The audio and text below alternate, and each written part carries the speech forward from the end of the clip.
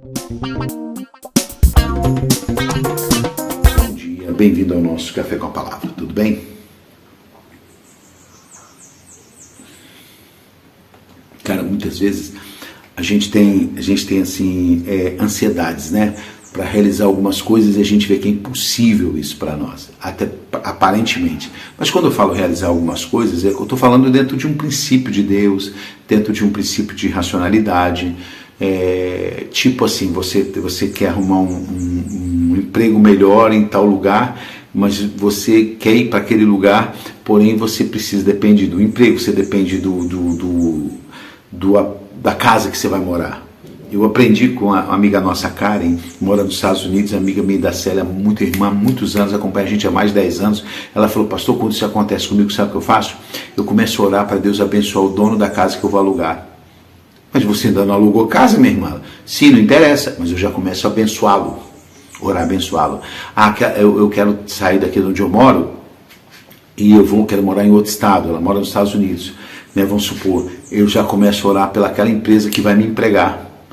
Mas você ainda não sabe nem que empresa você vai... Não interessa. Eu já começo a orar: Senhor, abençoe o dono dessa empresa, abençoe os colaboradores dessa empresa, abençoe os compradores.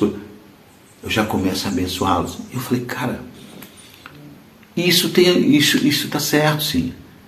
Está certo. Eu achei por top. Eu aprendi isso com ela também. Né? Aquilo que é impossível para nós já falamos disso essa semana aqui, não é impossível para Deus. Cara, se tu estiver no propósito de Deus, certo? Centrado na vontade de Deus, ore. Você tem um projeto, um projeto, seja ele qual for aí, profissional, um projeto na área de espiritual mesmo, de evangelismo, sei lá, de missionário, alguma coisa, coloca diante de Deus. Você sente que está no coração de Deus, comece a orar, cara. Mas eu não tenho condições de ir lá na Índia fazer esse projeto. Deus colocou no meu coração: Senhor, abençoe aqueles que vão me ajudar a comprar a passagem. Mas você nem falou nada. Abençoe, Senhor, aquele lugar que eu vou ficar na Índia, aqueles que vão me hospedar. Abençoe aquela companhia aérea que vai me levar. Abençoe aquele piloto que vai pilotar o avião. Certo? Começa a orar nesse sentido.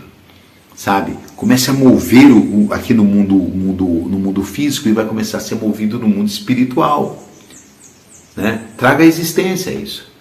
Isso não tem nada a ver com teologia da prosperidade. Eu sou vaidoso, entendeu? Eu sou vaidoso e eu quero morar naquele lugar e eu vou levantar minha mão para aquele prédio e vou dizer: aqui eu vou morar. Não é essas coisas infantis. Eu estou falando de coisa séria.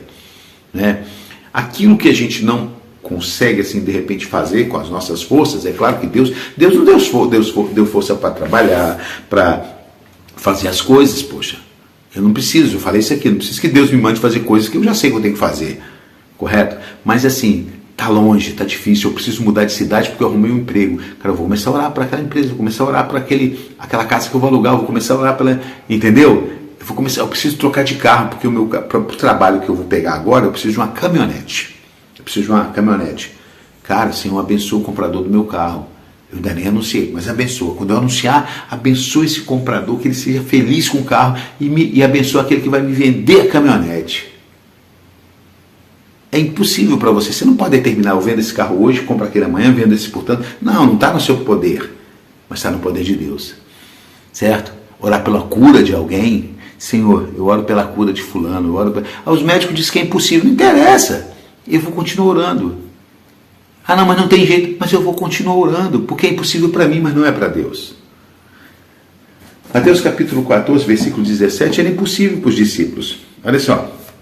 Então lhes disse: não temos senão 5 pães e 2 peixinhos. Os discípulos disseram para Jesus: não temos senão, o que é isso? Quer dizer, não tem como alimentar essa multidão.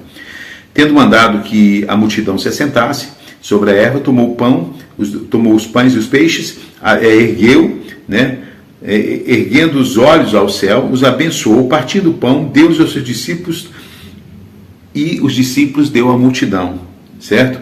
E comeram todos, saciaram-se, né? Levantaram dos pedaços que sobraram 12 cestos cheios. E os que comeram foram quase 5.000 homens, né? Além das mulheres e das crianças. Então, meu amigo, era impossível para os discípulos multiplicar aqueles pães. não é? Naquele momento ali, poxa, não tem como. Mas o Senhor mandou a gente levar, mandar o pessoal sentar, eu falei isso aqui. É impossível para você? É. Está no propósito de Deus? Eu sinto no coração que está. Comece a orar. Comece a orar. Comece a orar. Comece a orar. Comece a orar. Comece a orar. Entendeu? No teu tempo a sós com Deus, coloque diante de Deus.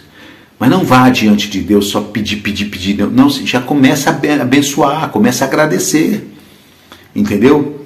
Mesmo ainda não tendo chegado a tua bênção. Certo? Eu sei que parece assim uma coisa meio assim estranha para alguns, mas não, experimente. Lembra da mulher do fluxo de sangue? Lembra dela? O que ela falava? Hein? Não tinha mais chance para ela de cura. Se eu ao menos tocar na orla do manto dele, eu vou ser curada. Ela vinha em direção de Jesus, não sei que distância, quantos quilômetros, e falando consigo, se eu ao menos tocar na orla do manto dele, eu vou ser curada. O que aconteceu? Quando ela tocou, ela foi curada. E não só isso, Jesus vira para ela e ainda fala, seus pecados estão perdoados. Então, se fosse errado, ela vinha ali, trazendo à existência a cura dela, orando consigo e falando, se ao menos tocar na orla do manto dela, alimentando a fé dela, cara. Ela estava botando lenha na fogueira da fé, cara.